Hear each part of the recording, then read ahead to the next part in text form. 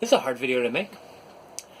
So I want to talk about Akela's life, because Akela's getting older and he's having troubles, and I don't know how much longer he has.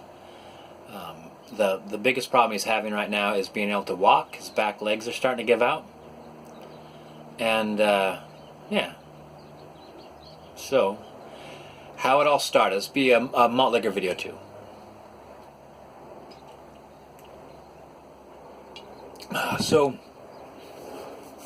I built a tiny house.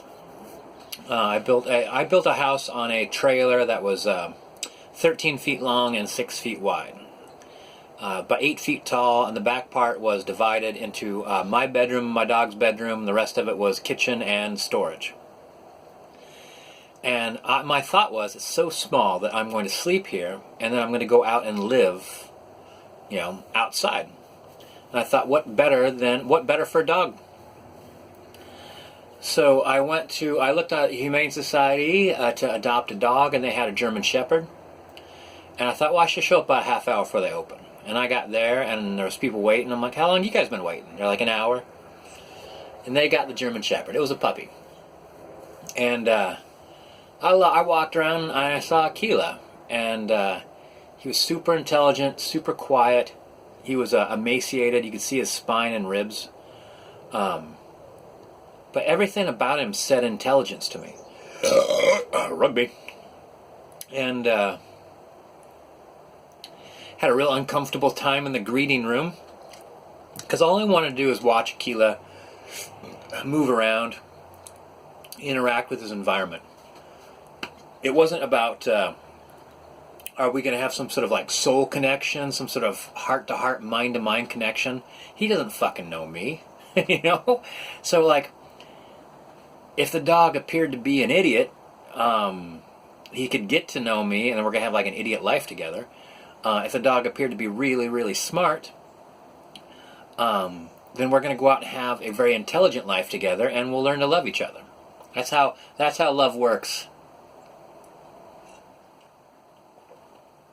You can't choose who you fall in love with, but you can choose who you spend time with. Spend time with an intelligent, awesome dog. The dog spends time with me. We're gonna fall in love. I love dog stuff. So we would literally, I took a week off work, we would literally go out to the Delta at sunrise, and we would be there till sunset. And the entire time Akela ran. He never stopped running. He would freeze, and then be in a sprint. He'd be 200 yards away from me like that. Like, the vast majority of everything I said to Akela at the start of our lives together was at the top of my lungs, top of my voice. He would eat mice and moles, just catch things, eat. I look over at him all the time. I used to make videos about this. I'd look over him all the time, and there'd be like a slice of pizza hanging out of his mouth. Not like a half-eaten slice of pizza, a whole slice of pizza. A lot. What the fuck is going on where there's slices of pizza everywhere?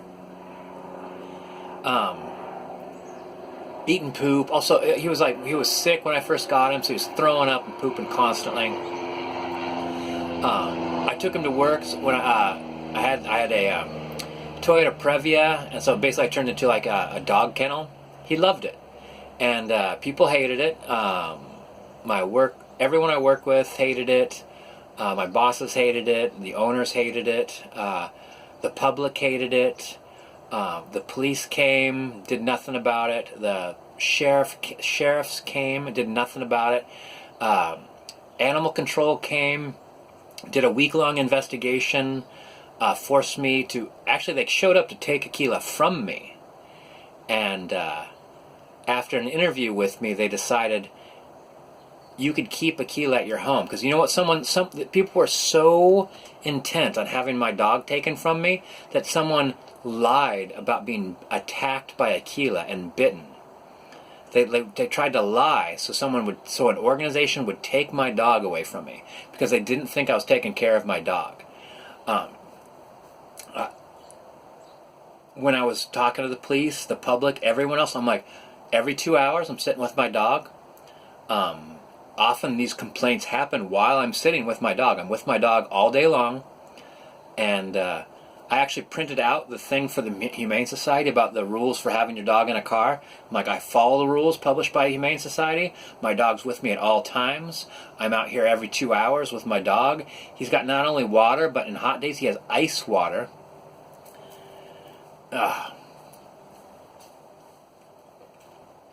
So after the last investigation, the animal control said I could put a hold on complaints for 6 months because they knew I knew what I was doing. And after that, no more complaints. No one ever responded to another complaint about my dog. So people gave up. You know, me and my dog were super, super happy. Year after year, we're healthy, happy, and having fun. People eventually stopped calling the police. Sons of bitches. I get their concern, but they for years they made Akela and my life a little miserable, and provided an extra layer of anxiety on top of my life. But you know what? We made it through. And 6 minutes, I won't go longer than 10. Akela and I went everywhere together. We were never more than 2 hours apart. He never had to go more than 2 hours without seeing me. And then the rest of our lives were like, we're in the tiny house, we're never more than 13 feet away from each other. More like, we're never more than 6 feet away from each other. And even in the house here, like, he follows me around. He wants to be right where I'm at all times. He's laying in the sunshine right now, because I'm obviously doing the wrong thing by being in the shed. We went on all sorts of adventures. Akela fought skunks. I got some of that on tape.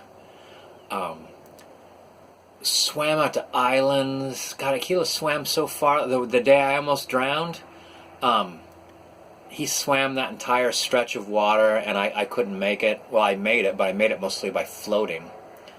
I bought Akela a life vest after that, because I was like, my judgment skewed when it comes to how far we could swim.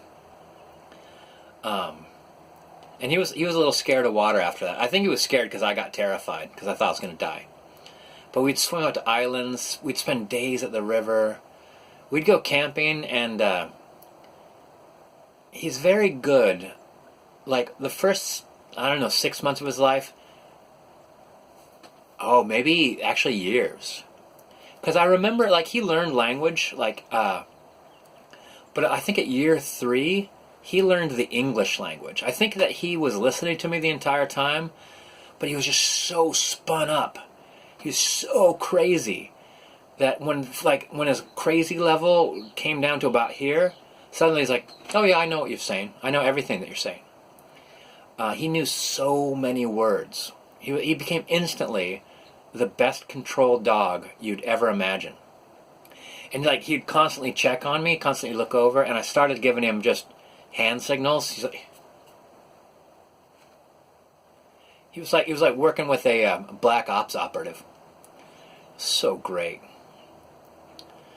We'd go camping, and like, he'd wait in the tent until I said, yeah, go check things out. And then like, he'd go racing around the tent, race around the whole area, sometimes as far as I could see him, and he'd come back and check on me, and then go around. And sometimes I'd say, that's as far as you go. And bam, whatever tree was right there, that's as far as he went. Never went past that tree. Brilliant, brilliant dog. I used to try to climb up into, this will be the end, this is the last story. I used to try to climb up blown down trees or driftwood that would come sliding up along a river and then become like this stacked up structure. I'd try to climb to a place that I thought that he could probably get to, but maybe not. I never went anywhere. I never did anything impossible or dangerous. And I would watch him problem solve, and he would do it without any anxiety. I'd say, Akela, come up here. And he would just start studying the situation. Like, at first he'd try the easy way, then he'd try another way, and then he'd start circling it and start studying the situation.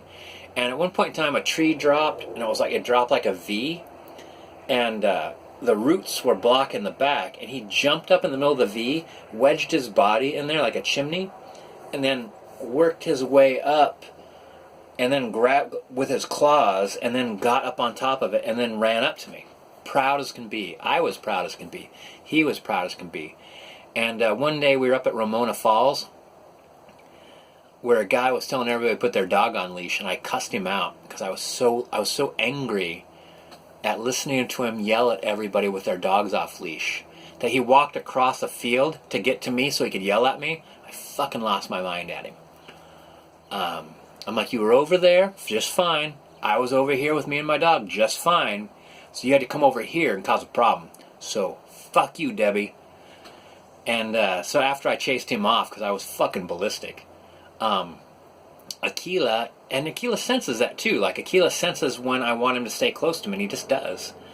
And after that guy walked off, over where he was sitting, there was a group of people, and a squirrel started to go up a tree, and Akela raced for that squirrel, and he's like going across this valley, coming up the other side, and everyone's watching him like, oh my god, what's this dog gonna do? And the squirrel starts zipping up this tree, and Akela jumps, and he puts his back up against that tree, and puts his legs up on the other tree, and starts climbing and pushing his back against this tree, and just slides up the tree. And this one guy said, holy shit! I'll never fucking forget that. That was a great day.